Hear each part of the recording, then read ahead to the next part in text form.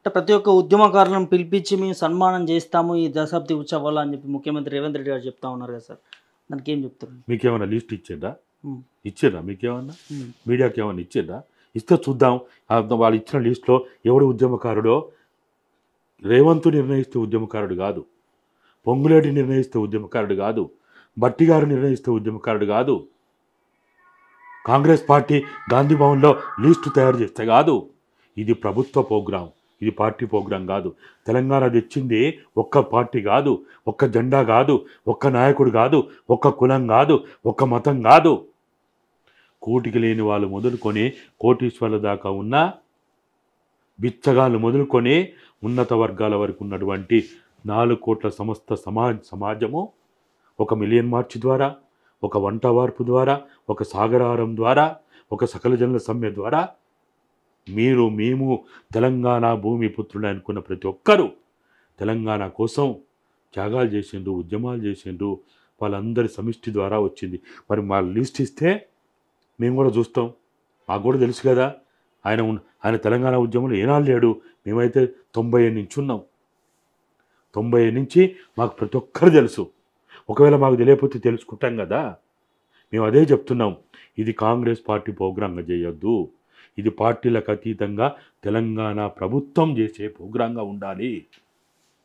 తెలంగాణ ప్రభుత్వం చేసే ప్రోగ్రాము తెలంగాణ రాష్ట్ర సాధకులు పార్టీలకు అతీతంగా, జెండాలకు అతీతంగా, కులాలకు అతీతంగా, మతాలకు అతీతంగా కమ్యూనిస్టులు ఉన్నారు, నక్సలైట్లు ఉన్నారు, బీఎస్పీ వాళ్ళు ఉన్నారు, బీజేపీ వాళ్ళు ఉన్నారు, లేకపోతే అన్ని పార్టీల వాళ్ళు. ఇప్పుడు టీఆర్ఎస్ ఈరోజున్న బీఆర్ఎస్ ఆరో తెలంగాణ ఉద్యమంలో ఉంది కదా, తెలంగాణ రాష్ట్ర సాధనలో క్రియాశీల పాత్ర పోషించింది కదా. మరి వాళ్ళని కూడా భాగస్వామ్యం చేయాలి కదా. కాబట్టి ఇది మీకు కనుక లిస్ట్ వస్తే మాకు కూడా ఇవ్వండి, మేము కూడా చూస్తాం. ఆ లిస్ట్ చూసిన తర్వాత దీంట్లో ఎవరు ఉద్యమకారులు ఉన్నారు, ఎవరు ఉద్యమకారులు లేరు, ఎవరు త్యాగదనులు ఉన్నారో మనం చూసిన తర్వాత తెలంగాణ త్యాగదనులను, ముఖ్యంగా అమరవీరుల కుటుంబాలని కనుక వీళ్ళు గుర్తించి గౌరవిస్తే మేము ఖచ్చితంగా మేము ఈ ప్రోగ్రామ్ ఇప్పుడు సోనియా గాంధీ గారు వాళ్ళని పిలవడము, లేకపోతే బీజేపీలో ఉన్న సుష్మా స్వరాజ్ గారు అంటే ఇప్పుడు లేరు, వారు లేరు. కానీ ఆ రోజున్న స్పీకర్ గారు ఉన్నారు, ఆ రోజున్న బీజేపీలో ఉన్న ప్రముఖ నాయకులు కూడా కొంతమంది దీనికోసం ప్రయత్నం చేసిన వాళ్ళు ఉన్నారు. అట్లనే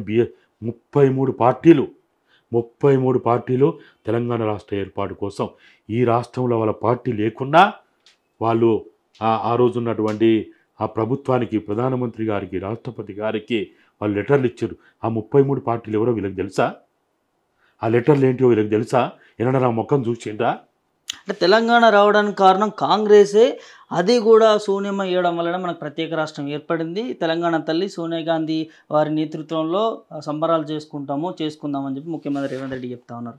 ఏం చెప్తారు సార్ దీనికి? తెలంగాణ రాష్ట్ర ఏర్పాటుని ఒక వ్యక్తికి ఆపాదించడం, ఒక వ్యక్తిని కేంద్రంగా మాట్లాడుకోవడం అనేది చాలా బాధాకరమైంది, అవమానకరమైంది కూడా. తెలంగాణ ఉద్యమాన్ని, తెలంగాణ త్యాగదనులని సుదీర్ఘకాలం 1953, 56, 69 ఈ చరిత్రనంతా కూడా మర్చిపోయి ఒక వ్యక్తికి ఆపాదించడం, ఒక వ్యక్తి కేంద్రీకరణగా మాట్లాడడం అనేది చాలా బాధాకరం.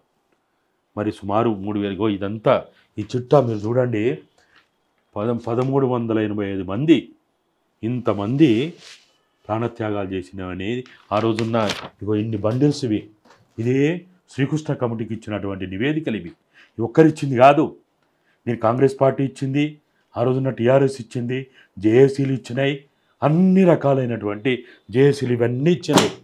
మరి ఇంతమంది త్యాగాలని ఆ రోజు శ్రీకృష్ణ కమిటీ ముందు పెట్టి ఇవాళ ఒక్క సోనియా గాంధీ గారు అంటే మాలాంటి వాళ్ళకి ఎంత బాధ అనిపిస్తుంది. నేను అందుకనే అంటున్నా, మీరు మాట్లాడుతున్నప్పుడు ఒళ్ళు దగ్గర పెట్టుకొని మాట్లాడండి. మీకు సోనియా గాంధీ గారిని మీరు పొగుడుకోండి, లేకపోతే బీజేపీ వాళ్ళు మీ పార్టీని పొగుడుకోండి, బీఆర్ఎస్ వాళ్ళు మీ పార్టీని పొగుడుకోండి.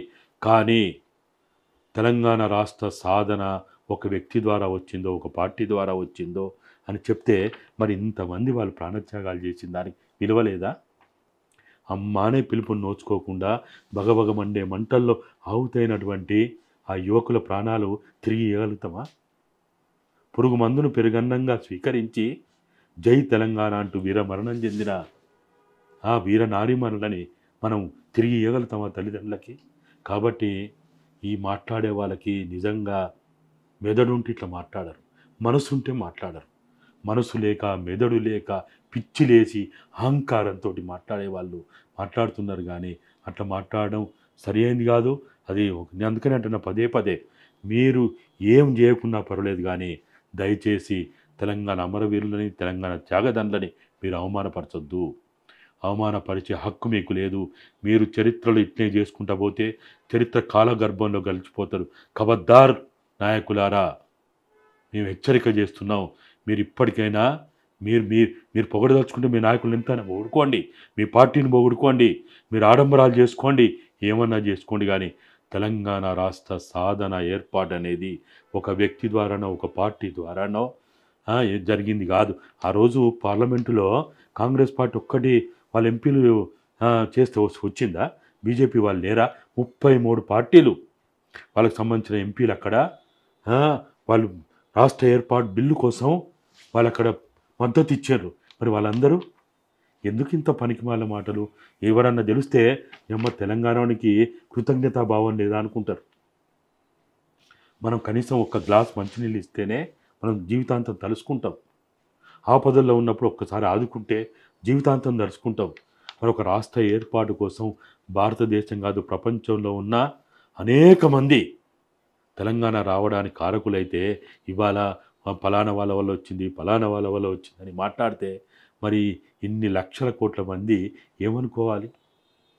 వాళ్ళ కష్టార్జితం, వాళ్ళ త్యాగం, వాళ్ళ డబ్బు, వాళ్ళ సమయము, వాళ్ళ వయస్సు ఇంత కూడా తెలంగాణ కోసం పెట్టిన వాళ్ళు ఇవన్నీ కాకుండా త్యాగదనులు.